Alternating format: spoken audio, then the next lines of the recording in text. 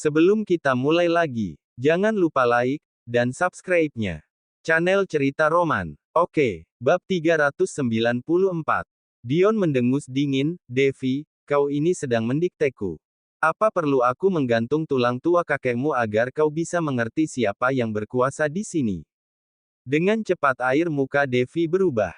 Kakeknya mana mungkin bisa menahan penderitaan semacam ini. Dan di saat yang sama, dengan gemetaran Aileen berkata, "Tuan Muda Dion, masalah ini tidak ada hubungannya dengan kita. Bagaimana kalau kau membiarkan kami pergi?" Devi langsung marah, "Aileen, kau tahu malu nggak sih? Kau yang mendorongku kepada Dion saat itu. Dan malam ini kau juga yang menipuku kemari sehingga Dion bisa menangkapku. Sekarang kau malah ingin lepas tangan dan pergi. Kau masih punya hati dan rasa perikemanusiaan nggak sih?" Aileen tampak kesal, "Devi, kau jangan katakan seolah-olah kau begitu suci. Bagaimana bisa dikatakan aku yang mendorongmu kepada Dion? Kalau kau tidak mau pergi memangnya aku masih bisa mengikatmu dan memaksamu untuk pergi. Sedari awal kau sendiri yang mengatakan bahwa kau akan membawa kami pergi bertemu dengan pewaris dari 10 keluarga terpandang di Provinsi Yama. Kan memang kau sendiri yang ingin mendekati Dion, kau ngaku tidak." Devi terdiam. "Karena ini memang benar." Aileen melanjutkan, "Dan juga, kau jangan katakan aku menipumu. Memangnya aku memaksamu keluar dengan pistol? Itu kan karena kau sendiri yang ingin keluar. Lagi pula, dulu kalau kau mengajakku keluar, kapan aku tidak pernah keluar? Oh, jadi ternyata Nona Devi itu sangat suci dan polos ya.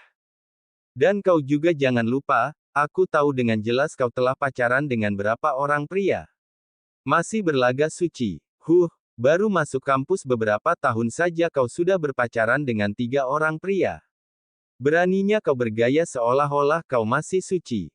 Kau punya hak apa untuk menyalahkanku?" Wajah Devi langsung memerah. Di depan keluarganya, dia selalu gadis yang baik. Ucapan Aileen itu telah membocorkan semua perilakunya di luaran sana sehingga membuat dia sangat malu. Dokter Tanaka bahkan merasa lebih heran lagi.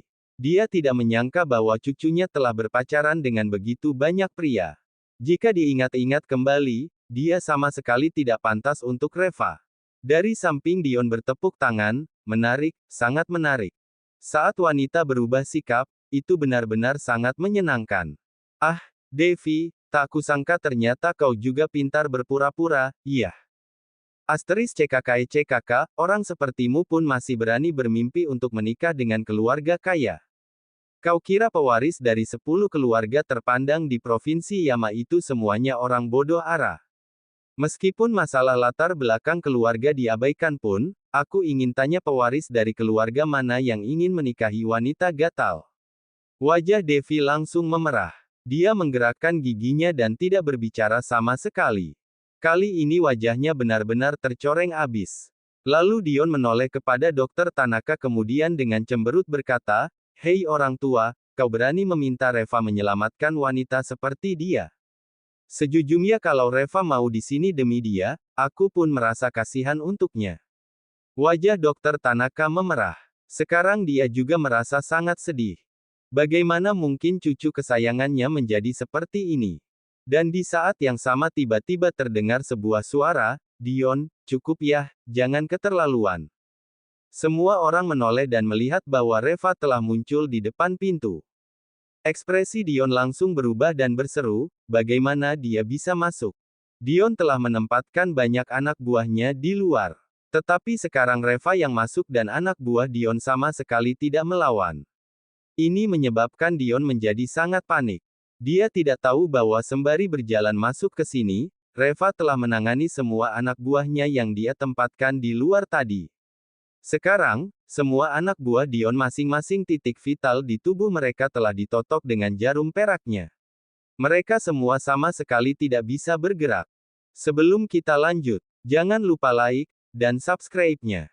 Channel Cerita Roman. Oke, bab 395. Anak buah Dion yang berada di sekitarnya segera bergegas dan mengepung Reva. Di sisi lain, Dion meraih leher Devi, mengangkatnya dan meletakkan belati di leher Devi. "Reva, kau benar-benar berani datang juga ya. Pantaskah kau mempertaruhkan nyawamu demi menyelamatkan wanita yang matre dan gatal seperti dia? Dengan perlahan Reva berjalan ke tengah dan berkata dengan kencang, "Maaf, aku tidak akrab dengan Nona Devi. Aku datang ke sini karena Dokter Tanaka telah banyak membantu aku. Urusan Dokter Tanaka adalah urusanku. Dion, kita berdua tak usah bicara omong kosong lagi. Aku sudah datang ke sini. Kau lepaskanlah Dokter Tanaka dan Nona Devi. Mari kita selesaikan masalah di antara kita sendiri, bagaimana?" Dion tertawa dengan terbahak-bahak. "Reva, sudah sampai seperti ini pun kau masih mengira bahwa kau berhak untuk melakukan tawar-menawar denganku." Reva berkata kepada Dion, "Dion, apa kau benar-benar mengira hanya dengan mengandalkan beberapa gelintir orang yang ada di sekitarmu itu saja dapat membunuhku?" Dion pun membalas, "Reva, kau terlalu meninggikan dirimu sendiri. Apa kau tahu siapa orang-orang yang ada di sekitarku ini? Aku kasih tahu ya, mereka semua adalah ahli bela diri yang dilatih oleh keluarga Regata aku. Mereka semua sangat hebat. Kau memang punya kemampuan tetapi masih belum cukup hebat kalau dibandingkan dengan mereka." Reva tersenyum, "Aku tidak berencana untuk membandingkan diriku dengan mereka. Tetapi, Dion, kau harus pikirkan kembali baik-baik. Meskipun aku mungkin bukan lawan mereka namun jika aku benar-benar ingin lari, mereka juga belum tentu bisa menghentikan aku. Dan apa kau tahu ada berapa banyak orang di luar sana sekarang? Apalagi kalau Tuan Austin tahu bahwa kau mengingkari kata-katamu dengan tidak melepaskan Dokter Tanaka dan Nona Devi. Menurutmu apakah dia masih akan bisa tetap bersabar dan menunggu lebih lama lagi? Ini adalah kota Carson. Tidak peduli seberapa hebat semua anak buah yang ada di sekitarmu, menurutmu apakah mereka bisa mengalahkan Tuan Austin?" Ekspresi Dion langsung berubah. Dia memikirkannya untuk waktu yang lama, lalu menggertakkan giginya dan berkata, "Reva, kau ingin aku melepaskan mereka? Oke. Tetapi, aku harus mengikatmu dulu. Kalau tidak, begitu aku melepaskan mereka dan kau juga melarikan diri bukankah aku akan rugi?" Mendengar ucapannya ini, ekspresi Dokter Tanaka langsung berubah. Dengan cemas dia berkata, "Tuan Li, kau tidak boleh menurutinya. Dion menginginkan nyawamu. Kalau kau diikat, kau akan mati. Nyawa tuaku ini tidak ada artinya. Devi sendiri yang membuat masalah ini, kau jangan mengambil risiko demi kami. Tuan Li, cepatlah kau pergi. Kau beritahu Tuan Austin tentang masalah ini agar dia bisa membalaskan dendam kami." Devi tampak ketakutan. Meskipun wajahnya telah tercoreng abis malam ini tetapi dia benar-benar tidak ingin mati. Devi menatap Reva dengan gemetar. Dia bertanya-tanya dalam hatinya, apakah pria ini akan memilih untuk menyelamatkannya. Kemudian dengan tanpa ragu-ragu Reva mengangguk dan menjawab, "Tidak masalah. Kau boleh mengikatku dan lepaskan mereka semua. Dion, aku harap kau bisa menepati janjimu. Tuan Austin sedang mengawasimu. Kalau setelah mengikatku tetapi kau tidak juga melepaskan mereka maka Tuan Austin pasti akan segera masuk." Dion menggertakkan giginya dan mengibaskan tangannya dengan marah. Lalu beberapa pria yang ada di sebelahnya segera muncul dan mengeluarkan tali kulit sapi yang telah disiapkan di awal dan mengikat Reva dengan kuat. Selama pengikatan itu, Reva sama sekali tidak melawan atau memberontak. Melihat situasi ini, Dokter Tanaka tidak bisa menahan tangisnya. "Tuan Li, kau jangan dengarkan dia. Cepatlah kau pergi, kami tidak layak kau selamatkan. Tuan Li, hidupmu jauh lebih penting daripada kami. Kau tidak boleh mempertaruhkan nyawamu demi kami. Tuan Li, aku benar-benar minta maaf. Seharusnya aku tidak meneleponmu." Devi juga tercengang. Dia tidak pernah menyangka bahwa pria yang dia anggap barbar dan vulgar itu akan begitu bertanggung jawab dan bersikap sebagai seorang gentleman. Teringat dengan beberapa pria gentleman yang dia kenal itu, siapa dari mereka yang bisa dibandingkan dengan Reva? Ini baru yang dinamakan dengan pria sejati. Sebelum kita lanjutkan, jangan lupa like dan subscribe-nya channel cerita roman ini. Oke, bab 396. Melihat Reva yang sudah diikat, Dion langsung mengangkat kepalanya dan sambil tersenyum dia berkata, "Reva, kau cukup berani. Kau benar-benar mempertaruhkan nyawamu demi untuk menyelamatkan lelaki tua jelek dan wanita gatal seperti dia. Aku benar-benar merasa kasihan kepadamu. Oke, karena kau sangat kooperatif maka aku juga akan menepati janjiku. Pengawal, lepaskan mereka semua. Dion melepaskan tangannya dan menendang Devi sambil berseru, pergilah. Devi tampak panik dan bergegas membantu Dokter Tanaka bangkit. Namun Dokter Tanaka mendorong Devi pergi dan dengan gemetar berkata, Tuan Muda Regatta, kalau kau ingin bunuh, bunuh aku saja. Masalah ini tidak ada hubungannya dengan Tuan Li. Kau lepaskan Tuan Li.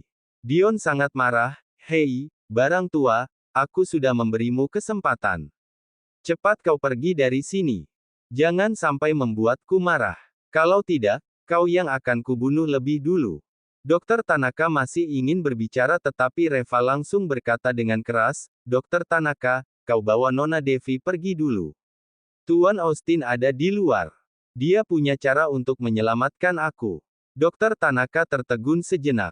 Dia tahu bahwa Reva sedang mencoba untuk membujuk mereka keluar. Kalau Austin memang benar-benar bisa menyelamatkannya mengapa tidak sejak awal datang menyelamatkannya? Mengapa harus menunggu sampai sekarang? Tuan Li. Reva langsung menyela ucapannya. Dokter Tanaka, jangan buang-buang waktu lagi. Cepat pergilah. Jangan khawatir, aku akan baik-baik saja. Nona Devi, cepat bawa kakekmu pergi. Devi menatap Reva lekat-ikat lalu dia menyeret Dokter Tanaka yang tidak mau pergi dengan paksa. Dion mengambil belati dan berjalan perlahan menghampiri Reva. Reva, akhirnya kau jatuh juga ke tanganku. Coba kau katakan, bagaimana menyelesaikan perhitungan yang ada di antara kita. Reva tampak tenang dan bertanya, bagaimana kau ingin menyelesaikannya? Dion mendengus dingin, sangat mudah. Semua sumber daya yang didapatkan oleh kota Carson kali ini harus diserahkan kepada keluarga Regattaku. Dan juga, mulai sekarang kau harus bergabung dengan keluarga Regattaku dan hanya menangani urusanku. Tentu saja kau juga tidak perlu khawatir. Aku akan memperlakukanmu dengan baik. Aku dapat membuat perusahaan farmasi Su sebagai perusahaan farmasi terbesar di Provinsi Yama. Aku dapat membuat asetmu menjadi bernilai miliaran. Dan juga mulai sekarang tidak ada lagi orang yang berani meremehkanmu di Provinsi Yama atau bahkan di seluruh 6 provinsi selatan. Bagaimana? Aku cukup baik terhadapmu, kan? Dion sangat cerdik. Dia tahu bahwa kemampuan ilmu medis Reva dapat mengalahkan Dr. Vincent. Jika orang seperti itu bisa dia gunakan maka dengan mudah dia pasti akan sukses. Reva terkekeh, Dion, penawaranmu sangat menarik. Tetapi sayangnya, aku tidak terbiasa menjadi anjing bagi orang lain. Dan juga, kau hampir membunuh istriku. Jadi tidak mungkin aku berteman denganmu. Kau harus mati. Ekspresi Dion langsung berubah. Dia tidak menyangka bahwa Reva yang sudah berada dalam situasi seperti itu pun masih berani menantangnya. Hei Reva, kau jangan dikasih hati minta jantung ya. Aku menghargai bakatmu, jadi itu sebabnya aku masih mau memberimu kesempatan. Ya memang benar, kali ini begitu aku kembali, keluarga aku pasti akan menghukumku.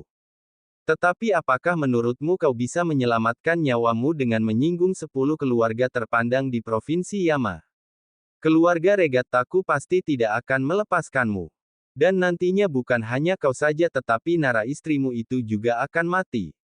Reva, bekerja sama denganku dapat membuatmu kaya dan makmur. Kalau tidak mau bekerja sama denganku maka kau tidak akan bisa keluar hidup-hidup dari sini. Aku harap kau dapat berpikir baik-baik sebelum membuat pilihanmu. Setelah selesai berbicara Dion langsung menikamkan belatinya ke tanah di depan Reva. Dia sengaja menambah tekanan psikologis kepada Reva. Sambil tersenyum ringan Reva berkata, Dion, aku benar-benar minta maaf.